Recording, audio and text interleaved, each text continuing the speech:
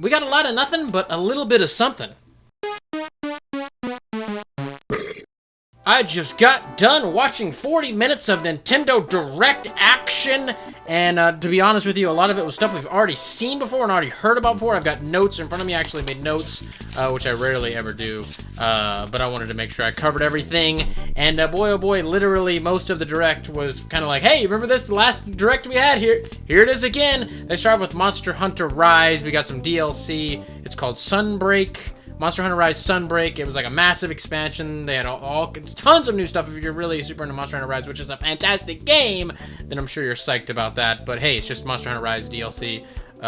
Let's move on. Then we got Mario Party Superstars, which we've known about for a while. It looks amazing, incredible. It's the Mario Party we should have gotten from the get-go instead of Super Mario Party. I guess Super Mario Party's just moved to the back burner now. Like, hey, remember that Mario Party we had for the Switch? Let's just move that aside. Like Mario Kart and Smash Bros and everything, like that's the focus, and they add DLC to that. Mario Party was supposed to have DLC, and they said, you know what? Let's just make another one. But I am excited about it because it has classic boards. Looks way better than Super Mario Party, which I did like Super Mario Party, but this looks fantastic. Then we got to look at a game called Voice of Cards, The Isle Dragon Roars, and it was a snooze fest. I'm an RPG guy, but this looks super boring. The entire game was card-based. The towns, the shops, everything was cards. All of it was cards. There was nothing but cards. Super niche game, I'd imagine, but I'm sure there are people that are gonna absolutely love it. It looked like it was pretty cool. It's from Square Enix, but just not my cup of tea. Then we gotta look at Disco Elysium, the Final Cut, which I thought was an indie game. I swear I've seen this in Indie Showcase or something like that. Did not look good. It's like some kind of to me. These are to my opinions, all right? You don't have to go, it did look good. That's to you. This is to me. Anyways, the Final Cut Disco Elysium, nah, I'm not. It's a detective game that looks muddy, and I don't want to play it. Age of Calamity DLC. I don't want to see this game anymore. Get it out of my face! Chocobo GP, aka the closest thing you're ever going to get to Mario Kart 9 on your Nintendo Switch, because that ain't happening. It's literally a Square Enix Final Fantasy Mario Kart clone. It has the item boxes. It looks like Mario Kart, all right? But they added some twists to it, like characters have certain abilities, and if you stack items and of a specific type and everything, it looks interesting. It looks pretty cool. Actually, probably will check it out and play it on stream, but I don't think it's gonna be better than Mario Kart. I mean, come on. We got an announcement that the last Smash Fighter DLC is going to be announced on October 5th and have its own little presentation with Sakurai showing it off and showing how you play the character, etc., etc. So we got an announcement for an announcement, which is not the only one in the entire Direct, but there you go, Smash fans. Look forward to October 5th. Then we got a really sick-looking 3D Kirby game, which I don't remember the last time we had a 3D open-world Kirby game. Like, have we had that? Has that even been a thing? I'm not even sure, actually. I'm not much of a Kirby fan, as you can tell.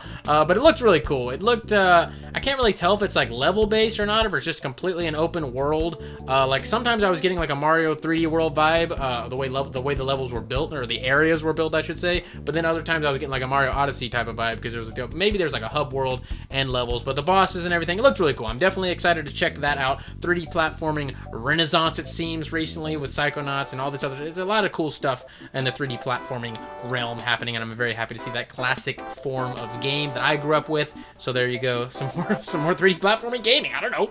Then another announcement for an announcement, an Animal Crossing update. Animal Crossing New Horizons is getting a Direct for the update. The Direct is in October, and then the update will be in November. They're going to go over what the update is in October in that Direct, and then so there you go. People have been clamoring for Animal Crossing New Horizons update, and here it is. They said, hey, why wouldn't we? Look how much money we made. We want to make more off of that, so there you go. Then we got a couple random announcements packaged together for some reason that have nothing to do with each other. I don't know why they weren't in the sizzle reel, but regardless. Mario Golf Super Rush update, new levels, new characters, looks neat, love the game, it's great. And we got a port of a 3DS game, or I guess a remake of a 3DS game, something like that. I don't know what this is. Disney Magical World 2 something.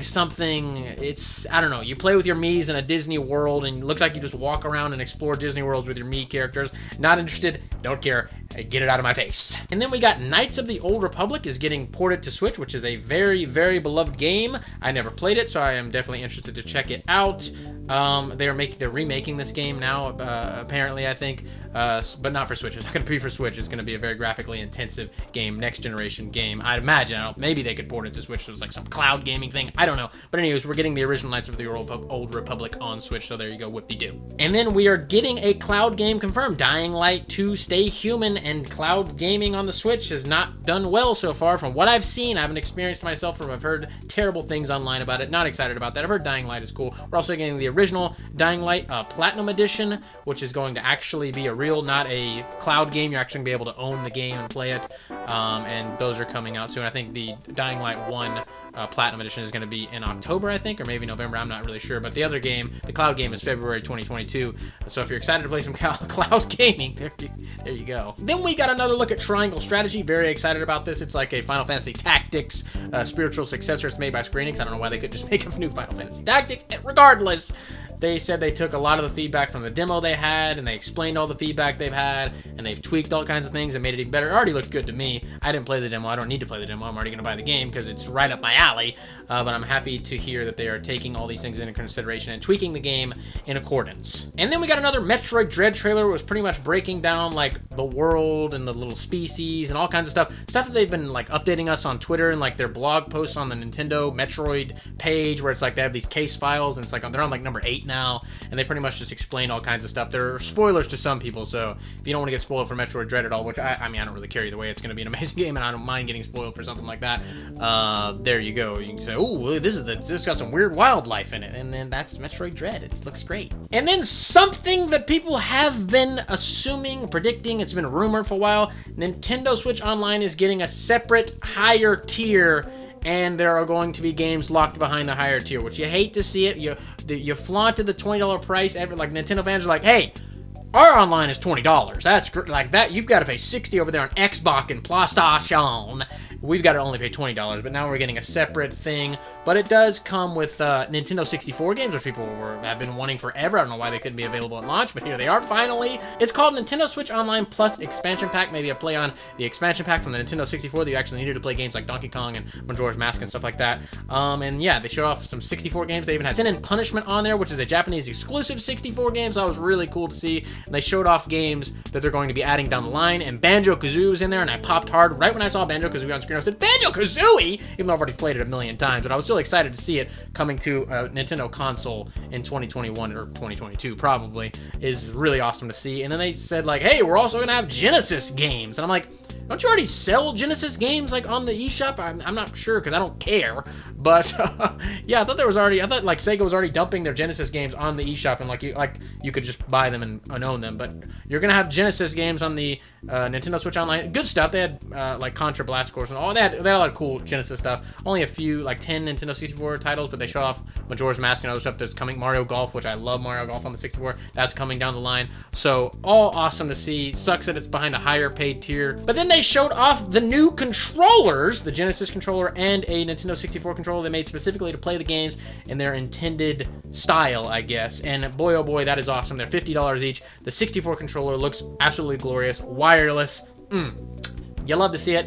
I don't really care to get one, but it's really, really cool to see. Like, I was like, whoa, that is awesome. So yeah, I mean, hey, Nintendo 64 games with a Nintendo 64 controller, it's good stuff. Besides paying more, they don't know, they didn't say when we're gonna have to pay more for it. They said they're gonna reveal the details later of how much we're gonna have to pay and everything, and when it's actually gonna be, rolled out. But I hope it's not like over $20 more. If it's like $5, I could see a $10. Probably, it's more than likely going to be a $10 upgrade. We'll see, but still, you're just like, the more you add, you're gonna hit that $60 price, and then everyone's gonna be like, well, now what? It's the same thing as everyone else with less. It's not as good as everyone else's online.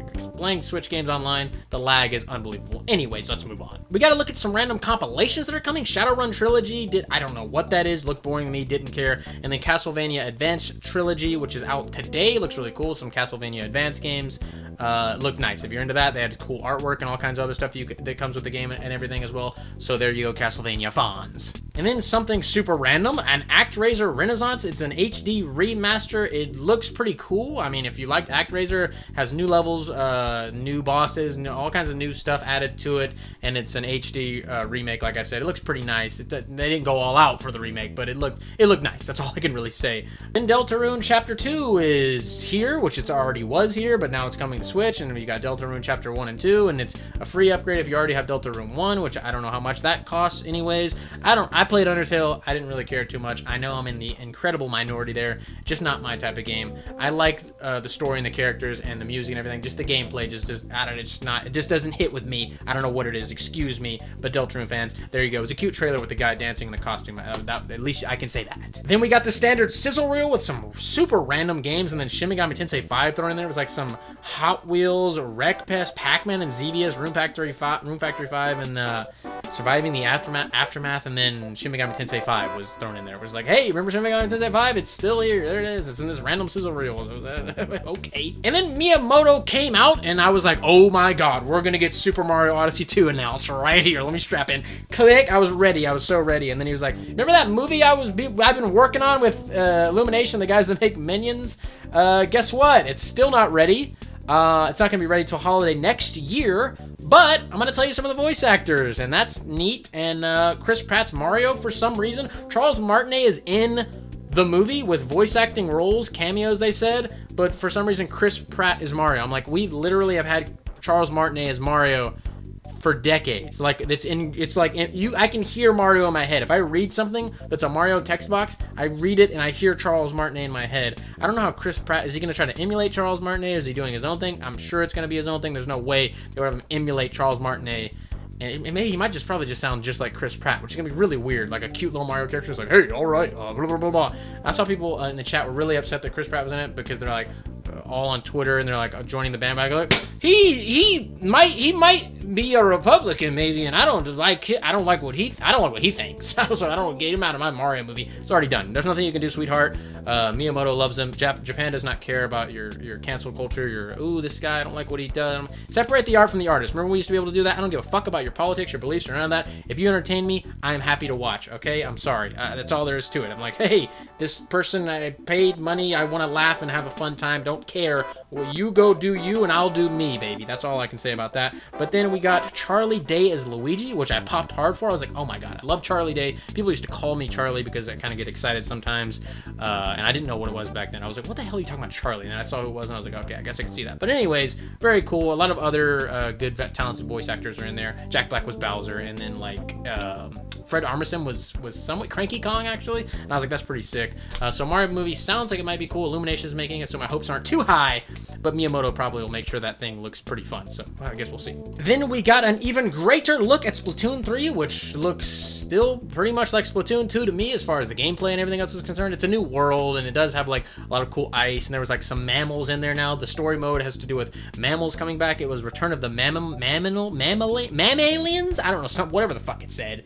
I don't know, the multiplayer and everything, they have new weapons, new abilities and stuff. There's all kinds of new stuff, obviously. I feel like they could have done it as an expansion to Splatoon 2, because it looks like the exact same like engine and everything, but hey, might as well milk people for $60 more while you can. I don't blame them. I know Splatoon fans are rabid, and they will snatch that gravy up. Probably will move millions of units, so there you go. I'm not much of a Splatoon fan. I'm really casual. I do like it. I usually will play it for a little bit and then off and on and then kind of fall out of it, which probably will be here. I might not even buy it. I don't know. But the story mode looked a little beefier, a little juicier. I like to see that. That's my one complaint with Splatoon was the story mode. Obviously, it's more of a multiplayer game, but like, I want a juicy story mode, all right? That's just me. Then finally, the final trailer. And I'm like, what do they got? What do they have here? We get some soldiers, and I see Platinum Games logos. They're like in some Japanese city, and I'm like, okay, Platinum Games, Bayonetta 3, guaranteed. Here it is. And then a giant, like, kaiju monster came out, and these soldiers are, like, shooting at it with weapons. Like, our weapons aren't working, and blah, blah, blah. And I'm like, oh, wait. Platinum was working on that, like, weird kaiju monster game. This has to be it, right? Like, I talked about it a while ago, even back way on FU Game Crew, that they were working on some other game, some kaiju monster fighting game. I don't remember what it was called, but I was like, oh, this is it. Whatever it was, this is it. Okay, fine. And then another kaiju monster comes out, and I'm like, okay, yeah, this is 100% it, obviously. Like, what's going on? And then the back of this monster's head gets shot up with a P, like a platinum P, And then Bayonetta just flies out. I'm like, oh shit, bitch, what? I was like, I got hype, all right? I was there, I was like, whew, okay, wow. And then Bayonetta literally says like, oh, sorry I'm late, but trust me, you're gonna love this, or some bullshit like that. And I was like, look, they know we've been bothering them for years about this, and here it is. And they had to acknowledge it with Bayonetta saying that, which is great. And she looked as hot as ever, let me tell you, boy. She was looking good, and the gameplay was looking good. They had big kaiju monster fights. You can like take control of giant monsters with a giant spider, all kinds of amazing stuff. Everything, it's just, oh my god, I cannot wait to play this. It's coming out 2022. We finally have a release date, very rough release date, obviously. They literally just showed the year. And then someone cut through the year 2022, and I think it was maybe Dante, but I'm not sure. Dante from Devil May Cry. Like, obviously, Bayonetta is hugely inspired by Devil May Cry, clearly. But I wasn't sure. I didn't really, I was like, who is that? Some weird young man. I don't know. But, wow. The game, finally we got to see some gameplay and a real trailer, not some cinematic bull poop. Something real substantial from Bayonetta and Bayonetta 3. And oh my god, I was like, whoo, this is prime time right here. And I cannot wait to see that. But that was the direct. It ended. There was no one more. So like, ooh, surprise, we got you. They literally, before this, they're like, all right, this is the last trailer. And then they did it. I think they're done with the surprise thing because everybody else does it now. But yeah, I liked it. Overall, I give the whole presentation. I mean, there was a lot of really cool stuff that I liked, but there was mostly stuff that we had seen before. But the stuff that was new that I liked, like Kirby and Bayonetta 3 and all that stuff, that we actually got a first look at Bayonetta 3. Obviously, we already knew about it. But the stuff that was new to my eyes, I really enjoyed. The old stuff, I was like, oh, okay, whatever.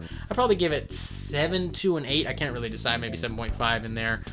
Because there was just so much old stuff that I'm like, okay, well, I literally know all of this existed, and I don't need to see any more about it. They could have cut this down a lot smaller, a lot more compact, and not given us announcements for announcements. Like, hey, you know the Smash Fighter you want to know about? Well, guess what? We're gonna announce it next month. Remember the Animal Crossing updates you'd like to have? Well, we'll announce some next month. Like, just wait till then and then do it, right? Like, you don't have to tell me you're gonna do it. We already know you're gonna do it, so just do it. But yeah, there you go. So excited for Bayonetta 3, though. Cannot wait. I actually have a boner right now.